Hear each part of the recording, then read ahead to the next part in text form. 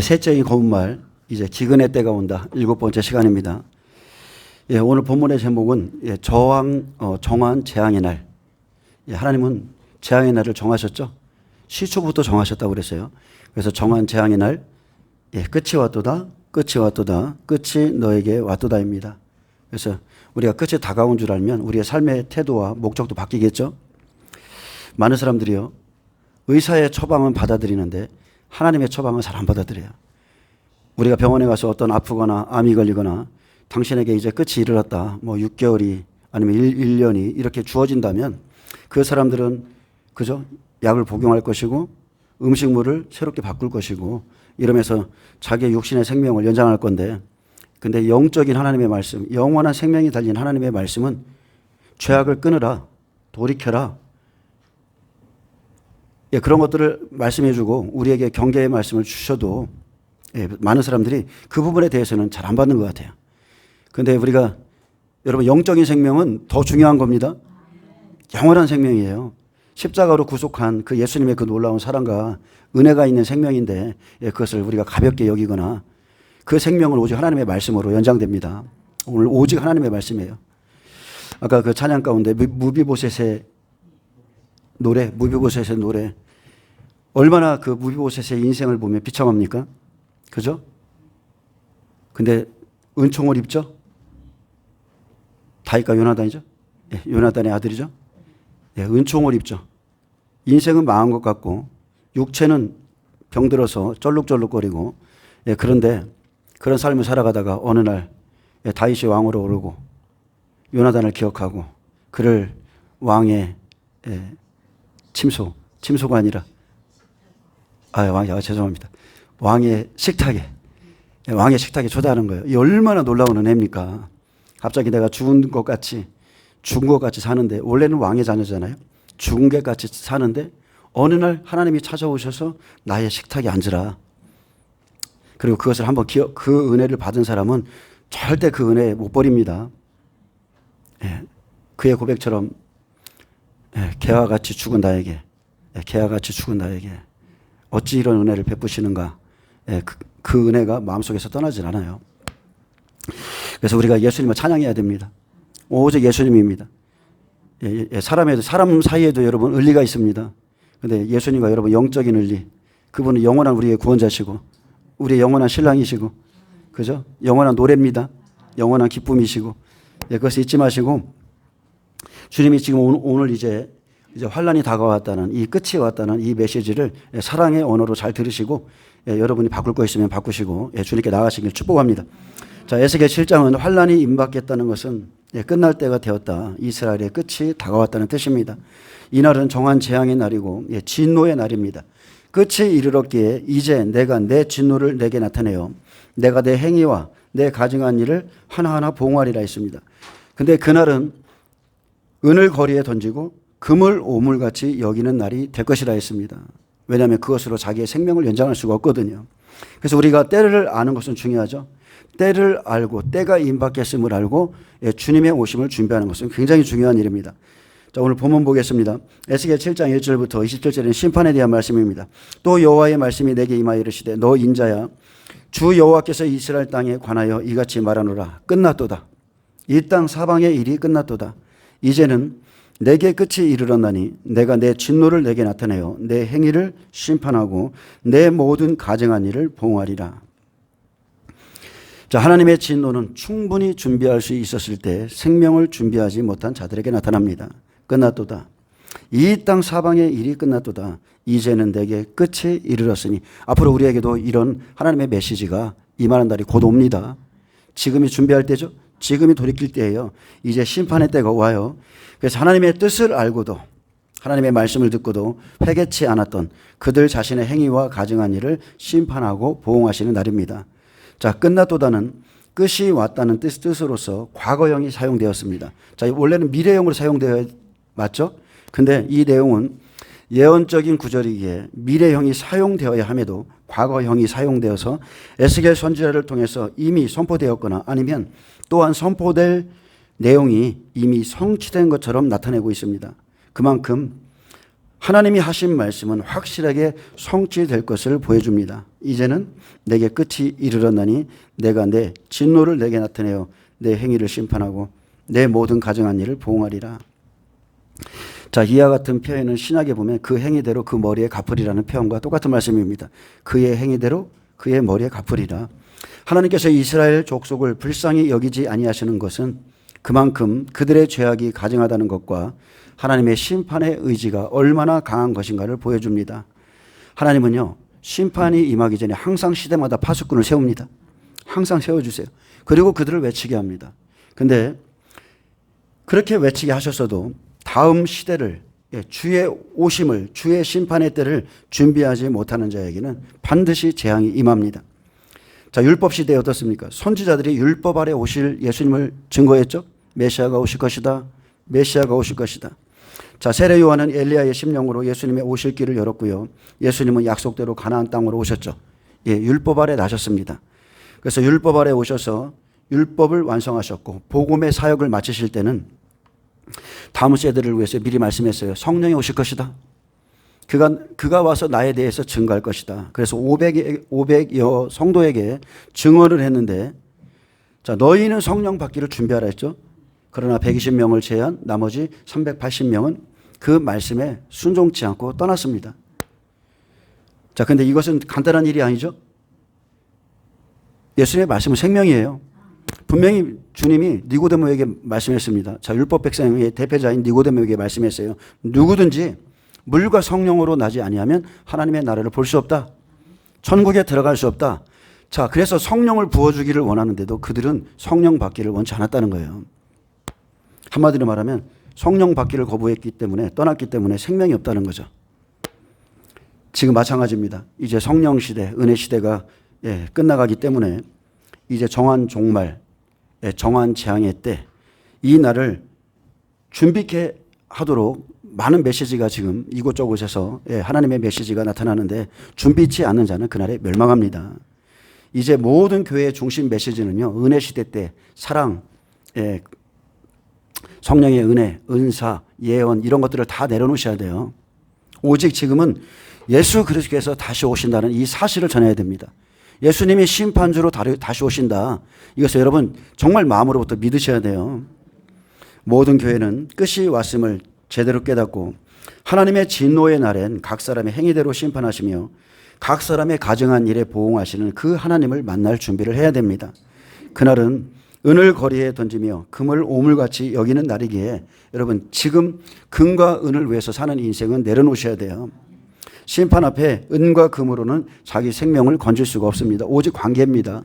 하나님의 관계. 종들은 그래서 곧 다가올 한일에 7년 환란에 대해서 명확하게 증언해 줘야 됩니다. 이 땅의 일에 매여서 생명을 준비할 수 있는 시간에 준비하지 못한다면 긍휼을 입을 수 없는 아주 비상한 재앙을 만날 것입니다. 비상한 재앙이 뭡니까? 전무후무한 한 번도 겪어보지 못한 재앙. 그것은 하나님이 이 천지를 폐하시는 거예요. 우리 시대는 그렇습니다. 모든 천지를 폐하시는 그 재앙을 우리가 지금 눈앞에 두고 있습니다. 자, 4절에 보면 내가 너를 불쌍히 여기지 아니하며 긍휼히 여기지도 아니하고 내 행위대로 너를 벌하여 내 가증한 일이 너희 중에 나타나게 하리니. 자, 구원과 구속의 은혜는 각자, 그죠? 개인의 일입니다. 내가 여호와인 줄 너희가 알리라. 주 여호와께서 이같이 이르시되 재앙이로다. 비상한 재앙이로다. 볼지어다. 그것이 왔도다. 자, 원래 하나님은 자기 자신을 계시하기를 여호와는 자비롭고 은혜롭고 노하기를 더디하고 인자와 진실이 많으시며 긍휼이 풍성하신 분이라 했습니다. 이런 하나님께서 이스라엘 족속을 전혀 아껴보지 아니하시고 긍휼히 여기지 아니하시리라 하신 것은 그들의 죄악이 얼마나 가증한지를 보여주고 그 죄악에 대한 하나님의 심판의 의지가 얼마나 지금 강한지를 보여줍니다. 내 가증한 일이 너희 중에 나타나게 하리니. 자, 이는 너의 가증한 일이 너희 중에 있게 하리라는 뜻입니다. 너의 가증한 일이 환난 때 너희 앞에 있게 할게, 이 소리예요. 그래서 하나님께서 이스라엘의 죄악을 그들에게 돌려보내사 자, 심판으로 갚으시겠다는 뜻입니다. 에스겔 선지자를 통하여 선포하신 하나님의 심판은 이전에 볼 수 없었던 다른 재앙이고 이후에도 다시 없는 매우 극심한 재앙이 될 것을 강조하고 있습니다. 재앙이 올 것이다. 아주 극심한 재앙이 올 것이다. 볼지어라 그것이 임박했도다. 자, 우리 시대에 있을 재난은요, 이전과는 완전히 다른 재난이죠. 왜 그렇습니까? 모든 피조물을 제하시는 재앙이기 때문에 그렇습니다. 한 번도 경험해 본 적이 없는 재앙이 우리 앞에 지금 펼쳐집니다. 한 번도 본 적이 없어요. 제가 며칠 전에 그 중국의 시속 155km의 그 태풍 그 바람으로 인해서 막 아파트 유리가 깨지고 막 사람이 날아갑니다. 사람이 날아가고 또 이렇게 처마 밑에 어떤 텐트 같은 거, 큰 대형 텐트 같은 거를 그 슈퍼 앞이나 이런 데서 막 쳐놓은 거를 안 날아가게 하려고 여기저기서 사람들이 딱 붙잡고 있는데 사람이 공중에 다 딸려서 그냥 날아가 버려요. 차도 넘어지는데 그게 뭐 사람이 버티겠습니까? 거기다가 우박은 갈수록 커지고 홍수와 그런 거를 볼 때 갈수록 하나님이 이 재앙의 모습을 더 격렬하게 지금 보여주고 있습니다. 자, 어쨌든 간에 우리 시대에 주시는 재앙은 모든 피조물을 제하시는 재앙입니다. 자, 6절 보겠습니다. 끝이 왔도다. 끝이 왔도다. 끝이 너에게 왔도다. 볼지어다. 그것이 왔도다. 자, 임박하다다. 다른 번역본에는 임박하도다. 이 땅 주민아 정한 재앙이 내게 임하도다. 때가 이르렀고 날이 가까웠으니 요란한 날이요 산에서 즐거이 부르는 날이 아니로다. 자, 이제 하나님께서 말씀하신 이스라엘의 종말이 곧 임박해 왔기에 끝이 왔도다. 끝이 왔도다. 끝이 너에게 왔도다. 3번이나 강조해 줬습니다. 이스라엘 백성의 종말이 곧 임박했음을 역동적으로 나타내시는데 이 말씀의 의미를 잘 살펴보면 끝이 너를 치러 일어났다는 뜻입니다. 끝이 너를 치러 일어났다. 그래서 하나하나 보겠습니다. 이 땅 주민아 정한 재앙이 내게 임하도다. 자, 정한 재앙은 원문을 좀 찾아보니까 운명의 날이라는 거예요. 운명이라는 뜻을 갖고 있습니다. 그래서 하나님의 심판에 의해서 곧 멸망하게 된다는 뜻인데 하나님께서 시초부터 종말을 끝을 정해놓으셨죠? 처음부터 정해놓으셨어요. 그래서 재앙의 날도 이미 정해놨습니다. 정한 재앙은 하나님의 심판의 날, 멸망의 날을 의미하고 이스라엘 백성은 하나님의 심판에 의해서 곧 멸망하게 된다는 뜻입니다. 자, 때가 이르렀고 날이 가까웠으니 그날은 요란한 날이요. 자, 재앙이 내리니 시끄럽죠. 떠드는 날이죠. 사람들이 울며 부르짖고 떠드는 날이에요. 재앙의 날은 바벨론 군대가 쳐들어와 성읍이 포위당하고 백성들이 기근과 칼로 멸망당하는 혼란과 아수라장의 날을 가리킵니다. 심판의 날은 동서남북 어디에 있든지 모든 곳에서 고통 가운데 사람들이 시끄럽고 요란하게 떠드는 날임을 말합니다. 여러분 한번 상상을 해보세요. 우리는 그냥 단순하게 이렇게 한 구절의 말씀으로 봤지만 앞으로 그날은 정말로 요란한 날이 될 겁니다. 자, 그리고 산에서 즐거이 부르는 날이 아니로다 했습니다. 산은 어디입니까? 산은 교회를 의미하죠. 자, 은혜 시대 같이 교회에서 즐겁게 하는 날이 아니라 그날은 지금처럼 은혜와 감동과 감사를 드리는 날이 아닙니다. 여러분 심판이 시작되면 과거와 같은 즐거움 없습니다. 절대 없어요. 우리가 심판의 때를 미리 볼 수 있다면 지금 하나님께 드리는 이 예배의 시간이 얼마나 소중하고 귀한 것인지를 여러분은 알게 될 겁니다. 근데 우리가 하나 감사한 것은 뭐냐면 우리가 이것을 명심해야 되죠. 세상에 의해서 끝이 오는 게 아니라는 거예요. 아멘? 세상이 막 난리가 났습니다. 지금 막 트럼프가 무슨 일을 하고 누가 어떤 일을 하고 뭐 이란과의 전쟁이 일어나고 여러분 그것은 다 하나님의 손아귀에 있는 거예요. 세상에 의해서 끝이 오는 게 아니라 오직 하나님만이 알파와 오메가요. 끝을 정하신 분이시고 끝을 이루시는 분이죠. 그러므로 깨어있으라 하셨고 깨어있는 자에게는 끝을 알려주는 겁니다. 저와 여러분이 끝을 알고 준비하는 거잖아요. 이사야 46장 10절은 말합니다. 내가 시초부터 종말을 알리며 아직 이루지 아니한 일을 옛적부터 보이고 이르기를 나의 뜻이 설 것이니 내가 나의 모든 기뻐하는 것을 이루리라 하였노라. 내가 동쪽에서 사나운 날짐승을 부르며 자, 내가 동쪽에서 독수리를 부르며 먼 나라에서 나의 뜻을 이룰 사람을 부를 것이라. 내가 말하였은즉 반드시 이룰 것이요 계획하였은즉 반드시 시행하리라. 아멘. 그래서 마지막 때는 성경을 하나하나 이렇게 깨서 보면 자, 동방에서 독수리를 부른다고 그랬죠. 마지막 때는 이방인 두 증인이 반드시 이스라엘 땅에 들어가야 돼요. 우리가 그런 거 하나하나 성전이 세워지고 그리고 하나님께서 세우신 증인이 나타나고 그리고 이스라엘 백성들이 막 회개하는 역사를 보면 야, 끝이 왔구나. 이것을 우리가 알 수 있습니다. 자, 사람의 시간표. 사람이 기대하는 시간표들이 있죠. 아직 아닐 거야. 근데 여러분, 하나님의 시간표, 하나님의 시간표를 보셔야 돼요. 하나님의 시간표는 오직 말씀 안에 있습니다. 이미 하나님이 정하신 끝은 오고 있습니다. 하나님만이 열방의 경영자고 통치자시며 그가 시초부터 종말을 모든 세대의 끝을 알리셨다고 했습니다. 계속적으로 알려왔어요. 하나님은 역사를 주권적으로 자신의 뜻대로 섭리해 가시죠. 그래서 우리가 그분의 뜻을 살펴서 생활하는 것, 이것은 아주 지혜로운 생활인 겁니다. 계속 하나님의 뜻을 살피는 거예요. 세상 사람들이 보기에, 아니면 하나님의 말씀이 없는 사람들이 보기에는 세상은 멋대로 흘러가는 것 같습니다. 그냥 세상은 멋대로 굴러가는 것 같아요. 근데 안 그렇습니다. 또 그리고 끝없이 계속될 것 같아 보여도 정한 재앙이 있습니다. 심판의 때가 있다는 사실을 여러분은 꼭 기억하셔야 됩니다. 그리고 하나님은 정하신 때에 반드시 각 사람의 행위대로 심판하신다고 말씀했습니다. 자, 올해 2025년은 무화과 나무가 연하여진 지 77년째. 주님은 우리에게 끝을 알리셨죠? 이 세대가 지나가기 전에 인자가 오리라. 종말의 때를 우리에게 이미 말씀했고요. 그러면 우리가 찾아봐야죠. 인생이 강건하면 7, 80. 그리고 율법의 한 세대는 100년. 광야의 한 세대는 40년. 모세의 출애굽은 그의 나이 80세에 이루어졌고, 그래서 우리가 이 시대에 지금 끝이 우리에게도 다가왔음을 여러분 믿어야 됩니다. 믿으셔야 돼요. 그렇다고 해서 여기저기서 두려워라는 소리가 아니라 여러분의 영혼을 먼저 준비하시기 바랍니다. 영혼을 준비하셔야 돼요. 하나님과의 관계가 온전하게 맺어져야 됩니다. 자, 8절 봅니다. 이제 내가 속히 분을 내게 쏟고 내 진노를 내게 이루어서 내 행위대로 너를 심판하여 내 모든 가증한 일을 내게 보응하되. 자, 하나님은 각 사람의 행위대로 심판하시기에 모든 가증한 일을 들어서 명백한 증거를 삼으십니다. 누구나 부당하다는 생각을 갖거나 항변할 수 없도록 정당한 심판을 하시는데, 그래서 심판하실 때는 조금도 아껴보거나 긍휼히 여김이 없습니다. 자, 이해되시죠? 하나님의 심판은 공정해요. 공의롭습니다. 하나님은 저울을 가지고 심판하세요. 그렇기 때문에 심판하는 그날에는 아무도 항변할 수가 없습니다. 저는 몰랐습니다. 이 소리가 나올 수가 없죠. 이미 얼마나 많은 선지자들이 외치셨습니까? 할 수가 없는 거예요.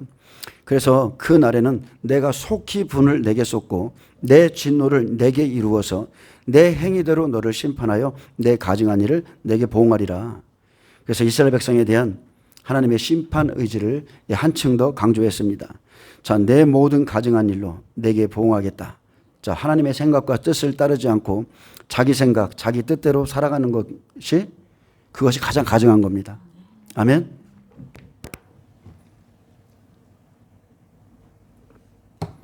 하나님 보시기에 가증한 건요, 특별한 게 아닙니다. 하나님의 뜻을 다 알아요. 하나님의 말씀 다 들려줬습니다. 율법책도 다 낭독해 줬어요. 예수님의 말씀도 우리 믿는 그리스도인들에게 다 알 수 있도록 성경이 보급됐고 강대상에서 하나님의 말씀 다 증거했습니다. 그런데 알면서도 따르지 않는 겁니다. 무엇 때문에요? 자기 생각 때문에, 자기 계획 때문에, 나는 이것이 좋기 때문에 그들이 하나님의 말씀이 아니라 다른 것을 선택하죠. 자, 우리가 잘 알다시피 열왕기상 12장에 보면, 자, 이제 북쪽 집합 북이스라엘이 반역하죠. 그리고 여로보암이 금송아지를 만듭니다. 북이스라엘이 탄생하면서 금송아지가 이제 만들어지는데, 열왕기상 12장 27절엔 만일 이 백성이 예루살렘에 있는 여호와의 성전에 제사를 드리고자 하여 올라가면 이 백성이 유다의 왕 르호보암에게 돌아가리라고, 자, 이에 계획하고, 자, 이게 자기 생각이죠. 이게 자기 계획이에요. 진리를 따른 자기 계획. 예루살렘에 가서 예배를 드리는 게 옳은 일인데, 그렇게 하면 이 사람들이 나를 따르지 않고 르호보암에 갈 거야. 그래서 이에 계획하고 두 금송아지를 만들고 무리에게 말하기를 너희가 다시는 예루살렘에 올라갈 것이 없도다. 이스라엘아, 이는 너희를 애굽 땅에서 인도하여 올린 너희의 신들이라 하고, 하나는 베델에 두고 하나는 단에 둔지라. 이 일이 죄가 되었으니 이는 백성들이 단까지 가서 그 하나님께 경배함이라. 자, 어떤 하나님이요? 금송아지 하나님, 그 하나님께 경배하는 거예요. 근데 맹인이 맹인을 인도하는 거죠. 맹인이기 때문에 거기에 참여하는 겁니다. 그가 또 산당들을 짓고 레위 자손 아닌 보통 백성으로 제사장을 삼고, 그래서 악한 생각이 먼저 올라오고 자기 계획이 생기며 자기 뜻대로 살아가는 것이 하나님 보시기에 가증한 일이죠. 이 일이 죄가 되었다고 그랬습니다. 그래서 북이스라엘의 대표적인 죄는 여로보암의 죄인 거예요. 예루살렘에 가기 싫습니다. 교회 나가기 싫습니다. 그래서 여로보암의 말, 종이죠. 여로보암은 종이에요. 종의 말을 따라서 그냥 베델이나 단에 세운 그 금송아지를 예배하는 사람들이 있습니다. 이것은 영적인 맹인입니다. 하나님의 말씀을 속히 떠나 여로보암의 말대로 행했죠. 그의 말을 따라가는 겁니다. 너희는 다시 예루살렘에 올라갈 것이 없다. 이스라엘아, 이는 너희를 애굽 땅에서 인도하여 올린 너희의 신들이라. 그렇게 믿는 겁니다. 예수를 믿되 금송아지처럼 예수님을 믿는 거예요. 예수님께서 우리에게 무슨 은과금을 주시는 분들처럼 그렇게 믿습니다. 하나님 성기로 멀리 갈 거 없어. 하나님은 여기도 계셔. 두세 사람이 모인 곳에 하나님 계셔. 여기가 교회야. 엉뚱한 소리 하죠. 그 바로 윗구절을 한번 읽어보셔야 돼. 그게 그 소리인지. 그래서 여기저기다 말씀을 끌어다가 자기를 합리화시키는 거예요. 이런 종을 만나면 여로보암 이런 종을 만나면 반드시 사망합니다. 반드시 멸망합니다. 그들이 자기 마음대로 베델과 단으로 가서 하나님을 금송아지처럼 섬기고, 자, 하나님을 어떻게처럼 섬겨요? 하나님을 금송아지처럼 섬기는 겁니다. 이것이 우리 하나님이다. 그리고 그렇게 경배한 것이 이스라엘의 가장 대표적인 죄, 가장 큰 죄가 되었습니다. 그런데 한번 빠지면 그 습관을 바꾸지 못합니다. 몸부림치셔야 돼요. 예배를 잘못 배우면 거기서 빠져나오기가 그렇게 힘든 거예요. 그래서 처음부터 예배는 여러분 잘 배우셔야 돼요. 누구에게 배웠는가가 정말로 중요한 겁니다. 기도하는 목사를 만나면 기도하는 거고, 그죠? 기도하는 부모를 만나면 자식도 다 기도합니다. 자, 하나님의 말씀은 예루살렘에 있습니다. 그죠? 하나님의 말씀은 예루살렘에서 나와요. 근데 산당에 가서 열심히 제사 드리고 옵니다. 열심히. 자, 말씀이 없이 열심히 그냥 매일 기도해. 말씀 없이 열심히 제사 드립니다. 근데 그들에게는 이미 진리의 말씀이 없기 때문에 열심히 있을지라도 변화는 없죠. 하나님의 뜻을 알 수가 없어요. 꿈, 환상, 계시, 그걸로 하나님의 뜻 모릅니다. 오직 하나님의 말씀으로 하나님을 아는 겁니다. 그래서 진리가 없는 종교인들, 산당 사람들에겐 정한 재앙의 날이 있습니다. 그날에 멸망합니다. 자, 여로보암은 베델과 단 외에도 많은 산당들을 지었습니다. 그리고 레위 자손이 아닌, 하나님이 선택한 자손이 아니죠. 그냥 보통 백성으로 제사장을 삼았고, 유다의 절기와 비슷하게 해서 제단에 올라가게 하되 베델에서 그가 만든 금송아지에게 제사를 드렸고, 또 산당의 제사장, 산당에 있던 그 일반 제사장을 베델에 세웠습니다. 하나님의 제단에 또 세운 거예요. 비슷해 보이죠? 사람들이 일하고 있고 하나님을 섬기고 있는데 비슷해 보이는데 사망의 길입니다. 사망입니다. 이것을 여러분 영적으로 잘 분별하셔야 됩니다. 산당신앙은 정말로 편합니다. 자기 마음대로 정한 곳, 자기가 정한 제단에서 분향하는 사람들인데, 이 사람들은 하나님이 세우지도 않았어요. 말씀을 떠나서 예배를 드리는 그 내면에는, 자기는 아니라고 말할지 모르겠지만 바알이나 아세라의 마음을 빼앗겨 먹고 입고 마시고자, 아니면 편리함을 추구하고자 그렇게 하나님을 찾는 사람들이고, 산당 예배자들은 자기 욕심을 따라 금송아지를 섬기면서도 그냥 이것이 하나님이라고 믿고 갑니다. 이렇게 하면 하나님이 인정해 주시겠지. 지금도 산당을 찾아가는 신앙 엄청 많습니다. 근데 잘못된 복음을 속히 버리고 예루살렘으로 나가서 그곳에서 지성소로 들어가야 그 사람이 하나님을 만나고 구원받게 되는 겁니다. 거짓된 하나님을 섬기는 것에서 돌이키지 않는다면 심판날에 가서야 하나님은 거룩하신 분이고 그러한 죄를 사유하지 않으시며 결코 자기 백성에게 만홀히 여김 받지 않음을 알게 됩니다. 아멘. 자, 오늘 주일이죠. 하나님, 우리 교회는 그리스도의 몸이에요. 교회의 머리는 그리스도십니다. 그래서 이곳에 와서 우리가 먼 곳에서부터, 구약에서는 양을 끌고 왔죠. 양과 소를 끌고 왔어요. 제사 드리려고. 그런 수고가 있어야 됩니다. 그래서 여기서 예배를 드려야 되는데, 그냥 집에서 드릴래? 다 산당 예배입니다. 하나님이 인정 안 씁니다. 죽어도 인정 안 씁니다. 예배 처소가 있는 겁니다. 아멘. 하나님을 등한하고 소홀히 여기고 없인 여겼던 가증한 행위에 그날 진노를 쏟아 부으십니다. 자, 디모데는 바울이 말했습니다. 처음부터 거짓이 없는 믿음을 가졌다고 그랬어요. 처음부터 거짓이 없습니다. 왜 그렇습니까? 그의 믿음은 그의 외조모 로이스와 어머니 유니게 속에 있는 믿음이었다고 그랬어요. 외조모와 어머니에게도 거짓이 없는 믿음, 그게 영적으로 내려온 겁니다. 부모가 그렇게 섬기면, 하나님을 그렇게 깨끗하게 섬기면 자녀도 깨끗해집니다. 그래서 처음 신앙이 중요하죠. 신앙은 누구에게 배웠느냐가 정말로 중요합니다. 자, 우리가 만약에 이 시대에, 자, 이제 계시록 2, 3장이죠. 7교회 시대에 어느 교회로 가야겠어요? 서머나 교회 있죠. 아주 고난만 받고 지금 아주 광야 속에 있는 그 서머나 교회. 그리고 또 하나, 빌라델비아 교회. 여기도 인내의 말씀, 내 말을 지키고 내 이름을 배반하지 않았다 하신 그 아주 그 인내의 말씀 붙잡고 가는 교회, 오직 말씀으로 가는 교회. 근데 내 말을 지키고 내 이름을 배반하지 않았다 하신 그 빌라델비아 교회에 속해서 인내의 말씀을 받으면 단단한 말씀을요. 지금 어린아이들이 받고 있잖아요. 근데 어린아이들이 이 말씀을 다 받는다니까요. 왜 그렇습니까? 얘들이 성령 받았기 때문에 그런 거예요. 성령 받으면 단단한 말씀이 그냥 다 받아지는 거예요. 장자의 믿음으로 성장합니다. 계속 젖먹는 말씀만 받으면 성장이라는 게 없어요. 근데 어렸을 때부터 이게 참 이해가 안 되고, 그렇지만 하나님의 공의와 심판과 사랑을 같이 받으면 장성해집니다.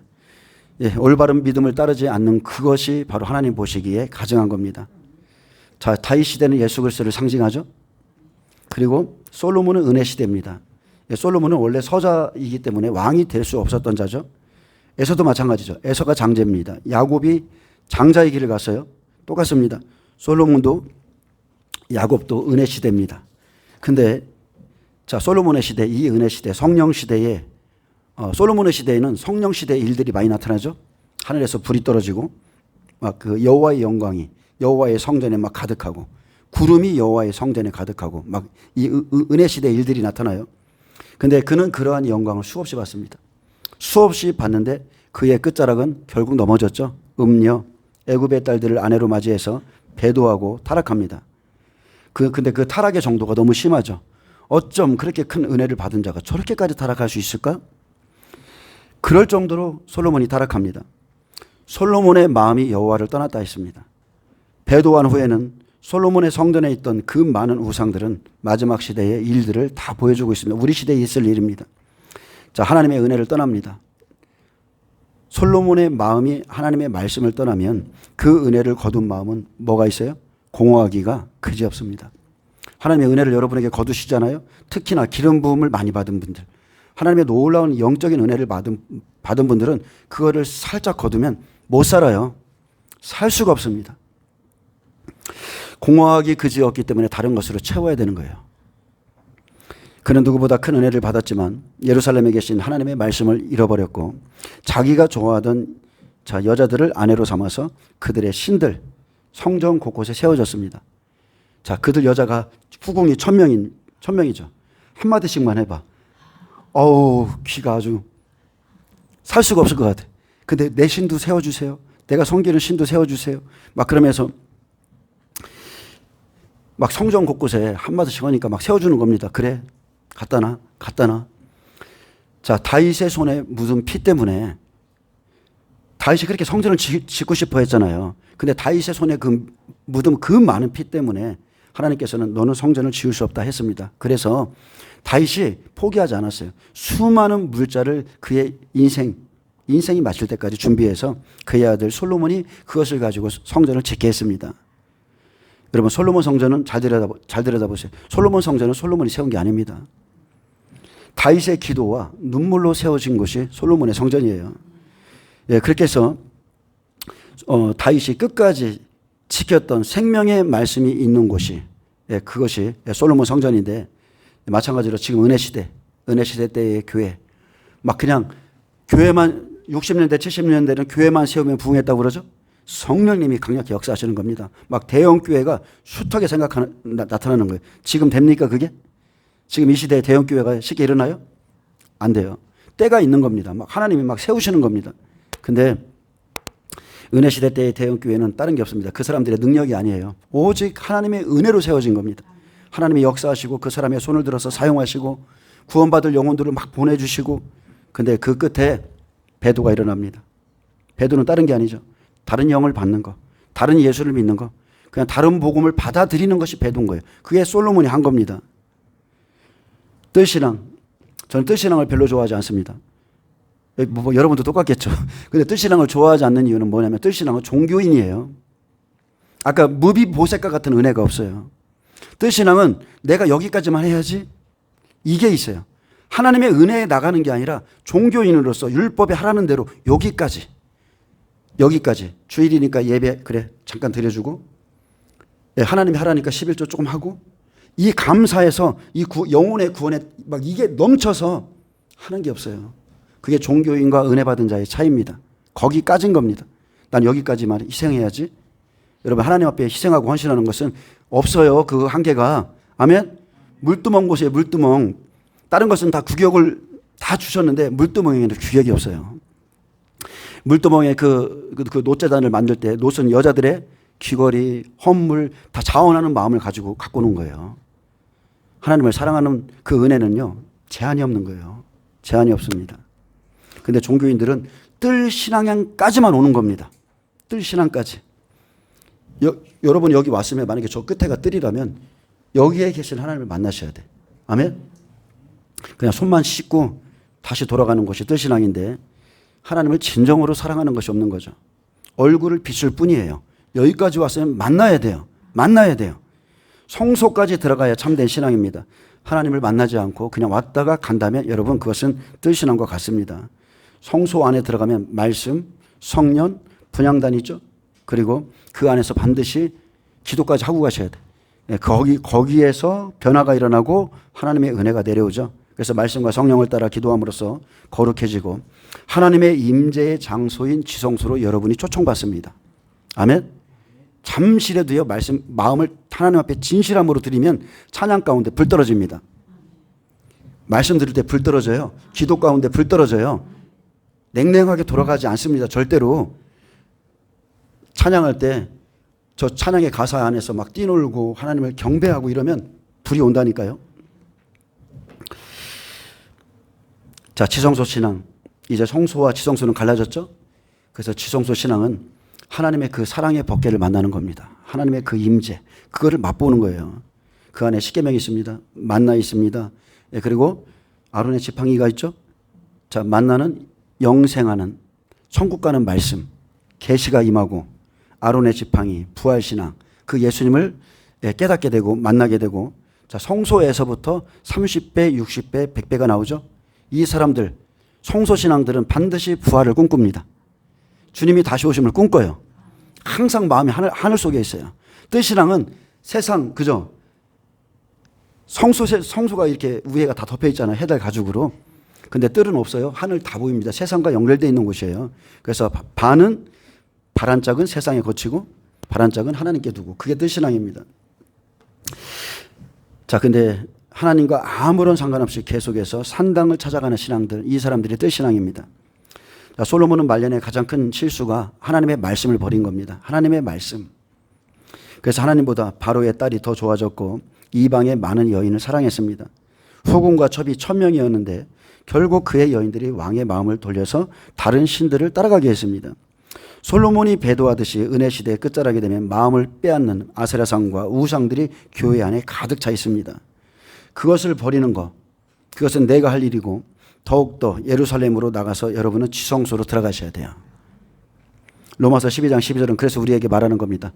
너희는 이 세대를 본받지 말고 오직 마음을, 오직 생각을 새롭게 함으로 변화를 받아 하나님의 선하시고 기뻐하시고 온전하신 뜻이 무엇인지 분별하도록 하라. 예, 분별해서 하나님을 섬기시기 바랍니다. 자, 이스라엘의 끝이 다가옵니다. 마찬가지로 이방인의 끝도 다가옵니다. 산당 신앙은 정한 날에 재앙받습니다. 그래서 이제 옛습관, 옛생활, 그리고 나의 모든 그런 육신적인 계획들, 그런 것들을 과감히 버리시고 하나님의 계획에 맞추세요.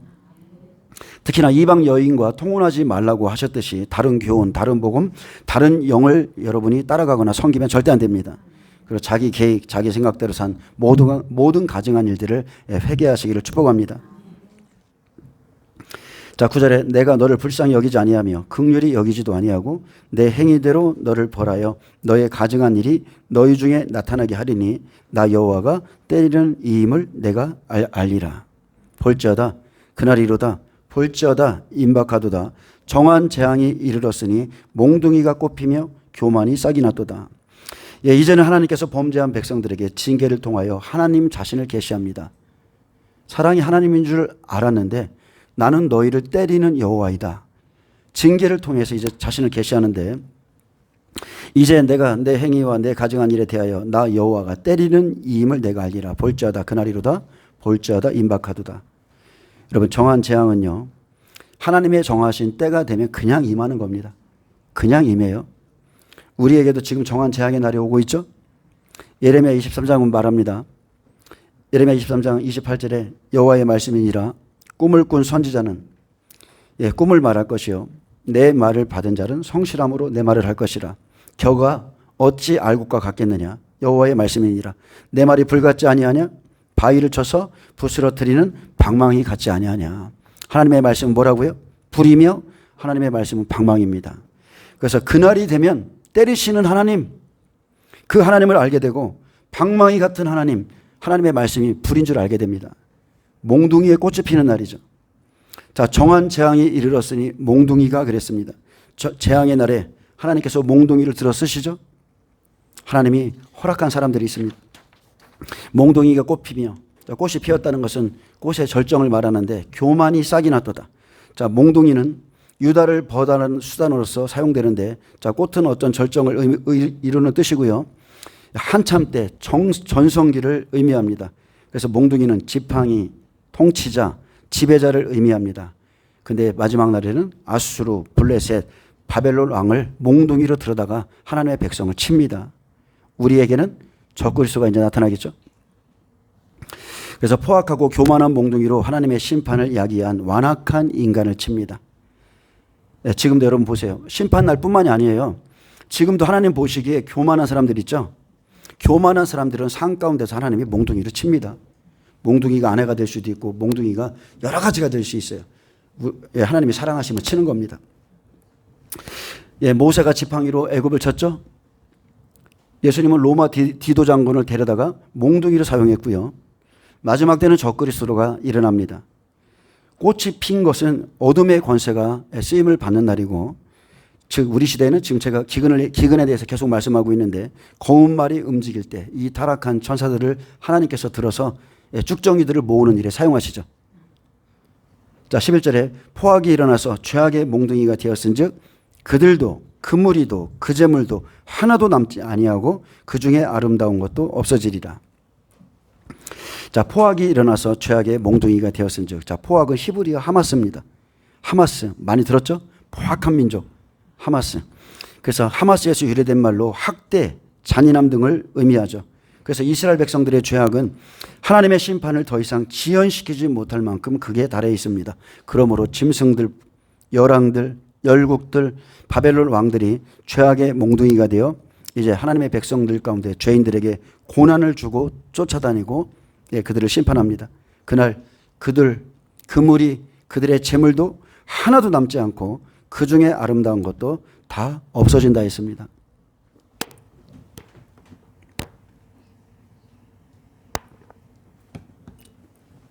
지금 교회 생활하면서 이런 마음을 가지신 분 있을 거예요. 야, 예수를 믿어봤더니 별거 없더라.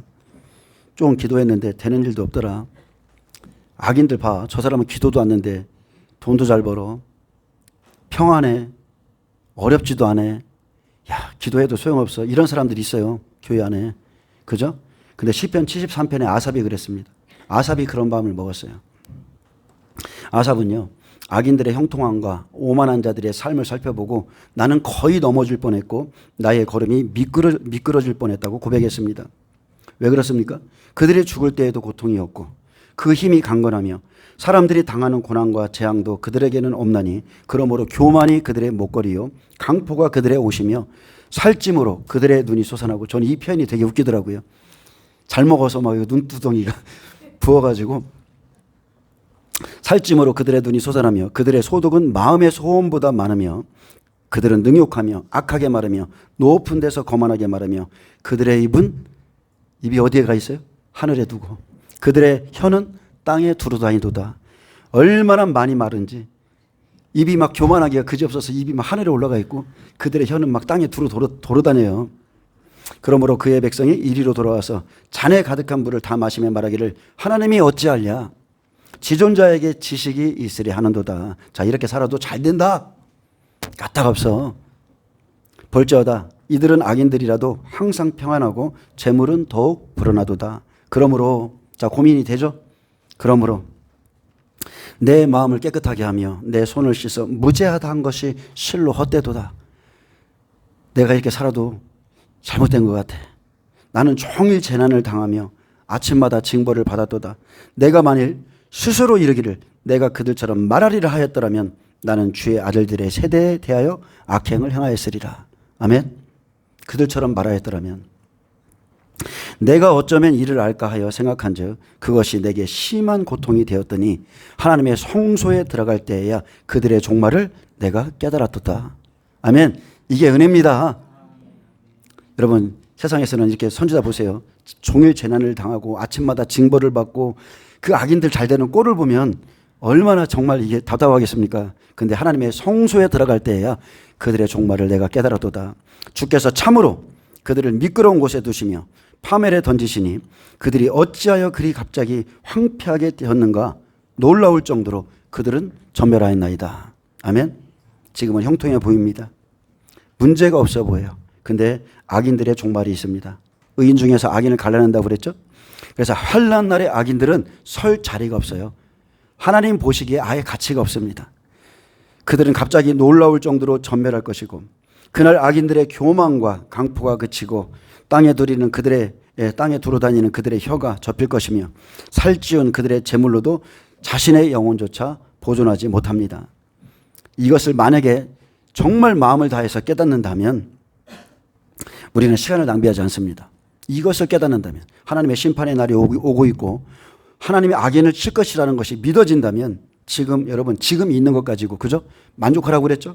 지금 있는 것 가지고 여러분 만족하세요.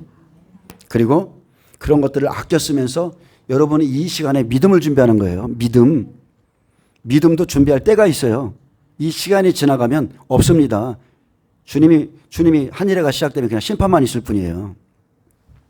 빌립보서 4장 6절은 말합니다. 아무것도 염려하지 말고 오직 모든 일에 기도와 간구로 너희 구할 것을 하나님께 감사함으로 아뢰라.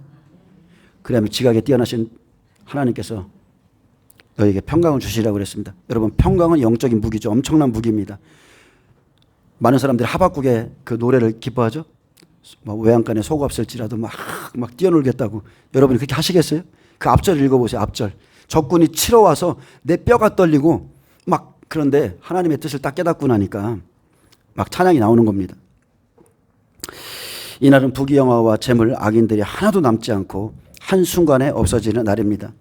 여러분 재물이라는 것은요 지금 필요한 거예요. 평안할 때 필요하지 재앙의 날에는 하나 필요치 않습니다. 오직 믿음으로만 자기 영혼을 구합니다. 재물 가지고 자기 영혼 못 사요? 분명히 시편에 기록됐죠. 그 어떤 재물로도 그 영혼을 구원하지 못한다고 그랬습니다. 자 이제 제가 욥기를 좀 여러분에게 말씀드리는데 욥은 이방인이죠. 구스 땅에 사는 욥은 이방인이에요. 우리입니다. 우리. 그래서 성경을 보면 에스라, 느헤미야.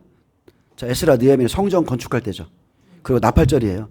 그래서 성전 건축할 때 지금 우리가 나팔절을 기다리잖아요. 그 다음에 이방인 욥이 나오는 거예요.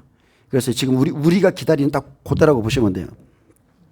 자 포로들이 귀한 때 성전을 건축할 때 나팔절이 지나면 이제 이방인 욥의 재난과 같은 고난이 온다. 욥이 당한 고난이 이방인 우리에게 있다는 거예요. 자 성전을 건축하고 나팔절이 이제 되면 의인 중에서 악인을 갈라내는 날이 이제 시작됩니다. 자 사탄이 하나님의 보좌에 나갔습니다. 거기서 하나님께 막 참소하는 겁니다. 막 욥은 이런 사람이고 이런 사람일 것이다. 하나님이 잘못 알고 있다. 근데 하나님은 이제 때가 되었기 때문에 사탄에게 욥을 맡겼죠. 욥의 모든 소유 마음대로 해. 그의 소유물을 치든지 말든지 마음대로 해. 다만 그의 몸에는 손을 대지 말라 했습니다. 몸에는 손을 대지 말라. 사탄이 여호와 앞에서 물러나자마자 환란이 시작되죠. 한순간에 스바 사람이 와서 칼로 욥의 종들을 죽였고 소와 나귀를 다 빼앗아갔습니다. 한순간에 시작되는 거예요. 한순간에. 계시록 5장에 예수님께서 하나님 우편에 있는 그 두루마리 그죠? 그것을 받아들이면 시작되는 거예요. 그래서 소와 나귀를 다 빼앗아갔는데 또 그 시간에 동시간에 다른 곳에선 하나님의 불이 하늘에서 떨어져서 욥의 양과 종들을 다 살려버렸습니다. 또 그 시간에 갈대아 사람이 낙타를 빼앗고 종들을 다 죽였고 그가 아직 말하는 동안에 욥의 자녀들이 마다들의 집에서 음식을 먹고 포도주를 마실 때 큰 바람이 집 네 모퉁이를 쳐서 자녀들 위에 무너짐으로 욥의 자녀들이 다 죽었습니다. 욥이 두려워하던 것이 일어났습니다. 욥이 일어나 겉옷을 찢고 머리털을 밀고 땅에 엎드려서 예배했습니다. 그리고 신앙을 고백했죠. 주신이도 여호와시여, 내가 모태에서 알몸으로 나왔기 때문에 알몸으로 돌아가나이다. 그러면서 주신이도 여호와시여, 거두신이도 여호와이시니 여호와의 이름이 찬송 받으실지라. 이게 100배의 믿음이죠. 고난 중에도 욥은 그의 신앙을 고백했고 이 모든 일에 욥이 입술로 범죄치 않았으며 하나님을 향하여 원망하지도 않았습니다. 이게 100배입니다. 조금만 모으면 죽겠네. 막 이게 아니에요. 그의 모든 소유가 여러분 한날에 사라졌습니다. 그 많던 동방에서 가장 큰 부자인 욥의 소유가 한날에 사라지는 거예요. 가옥은 무너지고 자식은 죽고. 하지만 이것이 끝난 게 아니죠. 이것이 끝이 아니에요. 우리도 마찬가지입니다. 여기까지가 욥기 1장이 자연재난, 그렇죠. 1에서 산업할까지라면 욥기 2장은 이제 직접 믿는 자의 몸을 치는 오나팔이죠. 그래서 사탄이 다시 하나님의 보좌에 가서 참소합니다. 다시 사탄의 참소가 있었고 하나님께서는 그래, 그의 뼈와 살을 치는 것을 허락하노라. 그러나 그의 생명만은 건들지 말라. 오나판에 들어가면 똑같죠. 사탄이 무저갱의 문을 열고 황충들이 쏟아져 나와서 그들이 사람을 정갈이 쏘는 것 같은 고통을 주는데, 그죠? 죽이지는 못하게 해라. 똑같은 소리예요. 그래서 사탄이 욥을 치자 그의 발바닥에서부터 정수리까지 종기가 나게 하므로 욥이 재 가운데 앉아서 질그릇 조각을 가져다가 몸을 긁고 있었을 때, 여러분 몸을요 긁어도 시원찮은 거예요. 얼마나 가려운지. 저도 먼저 번에 그 면역력이 좀 무너져가지고 대상포진이 일어나니까 정말 괴롭더라고요. 괴로워요. 근데 사탄이 직접적으로 쳐서 그 괴로움 속에서 또 하나 자기 아내마저 이제 떨어지죠. 그의 아내가 말합니다. 당신이 그래도 자기의 온전함을 굳게 지키느냐? 하나님을 욕하고 죽으라. 얼마나 괴롭겠습니까? 자식은 죽고 소유는 여기까지는 그냥 견딜 수 있다고. 이제 아내마저도 하나님을 욕하고 죽어. 근데 욥은 입술로 범죄치 않았습니다. 욥이 고백합니다. 욥기 2장에서 고백하는 거예요. 죽기를 바라나 오지 아니하며 내가 두려워하던 그것이 내게 임하고 내가 무서워하는 그것이 내 몸에 미쳤구나. 우리가 저와 여러분이 기다리는 여호와의 날이 이 날이에요. 아멘. 그냥 뭐 다 환난 전 휴거된다. 웃기는 소리죠. 이 날을 지금 저와 여러분이 준비하는 거예요. 하나님의 공의의 심판의 날. 그리고 알곡과 가라지를 가르기 위해서 이런 사탄의 역사가 허락되는 겁니다. 아멘. 흰 말, 붉은 말, 검은 말, 붉은 말을 보내시는 거예요. 그래서 에스겔 14장 14절에 보면 인자야 가령 어떤 나라가 불법을 행하여 내게 범죄함으로 내가 손을 그 위에 펴서 그 의지하는 양식을 끊어 기근을 내려 사람과 짐승을 그 나라에서 끊는다 하자.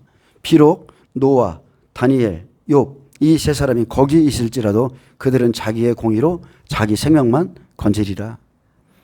정한 재앙의 날 먹고 마시길 즐기던 욥의 자녀들이 한순간에 다 죽었습니다. 자, 그들은 항상 먹고 마시는 걸로만 나와. 욥의 자녀들은. 그의 아내는 결국 하나님을 원망하고 욕하라 죽으라 했으며 욥을 떠났습니다. 예레미야에게 주님이 말씀하셨죠. 겨가 어찌 알곡과 같겠느냐. 지금은 똑같아 보입니다. 여러분 논에 가보세요. 벼하고 피하고는 똑같아 보여요. 근데 겨가 어찌 알곡과 같겠느냐. 겨는 한순간에 다 버립니다. 그래서 여러분은 마지막 때 하나님의 마지막 때일수록 하나님의 말씀으로 온전한 믿음을 준비하시기 바랍니다.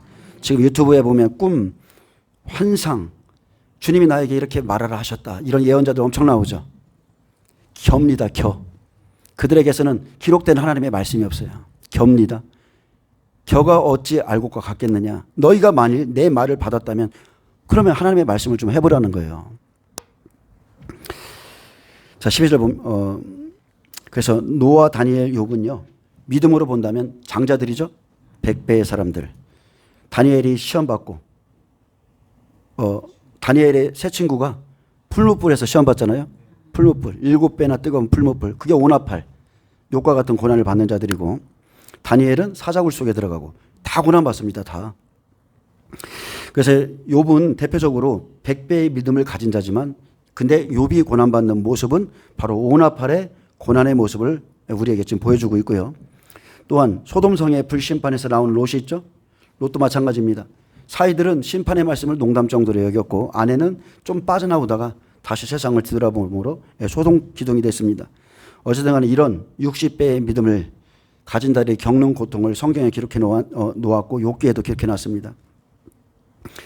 근데 여러분 한번 생각해 보세요. 의인이 이러한 고통을 겪는다면 악인들은 어떻게 했습니까? 의인이 이런 고통을 겪고 구원을 받는다면 악인들은 어떻게 했어요? 그래서 후 3년 반 대접재앙이 준비되어 있는 겁니다. 갑절에 갑절을 갚아준다고 그러셨죠? 자, 12절 보겠습니다. 때가 이르렀고 날이 가까웠으니 사는 자도 기뻐하지 말고 파는 자도 근심하지 말 것은 진노가 그 모든 무리에게 임함이로다. 자, 때가 이르렀고 날이 가까웠기 때문에 여러분이 무엇을 사고 팔고 하는 거 그거 근심할 거 없습니다.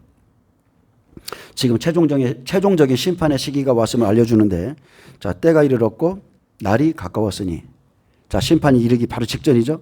바로 지금 이 시대의 교회에 주신 말씀과 똑같습니다. 이 시대의 교회가 받아야 돼요. 사는 자도 기뻐하지 말고 파는 자도 근심하지 말 것은 자, 사고 파는 것은요 13절 말씀을 근거로 보면 토지를 말합니다. 토지를 매매하는 것을 뜻하는데 이스라엘 백성에게 토지는 하나님의 약속에 의해 값없이 주신 기업이고 그들에게 하나님의 은혜와 축복을 나타내죠. 자, 근데 진노가 임하기 직전입니다. 그래서 우리가 돈을 지금 많이 벌었다거나 토지를 사고 판다거나 하는 것으로 기뻐하거나 근심하지 말 것은 진노가 이제 곧 모든 사람에게 임하기 때문입니다.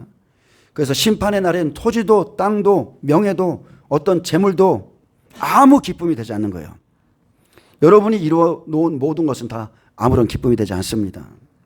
사는 자나 파는 자나 하나님의 심판의 비극으로 인해서 그런 것들로 조금의 기쁨이나 슬픔을 느끼지 못합니다.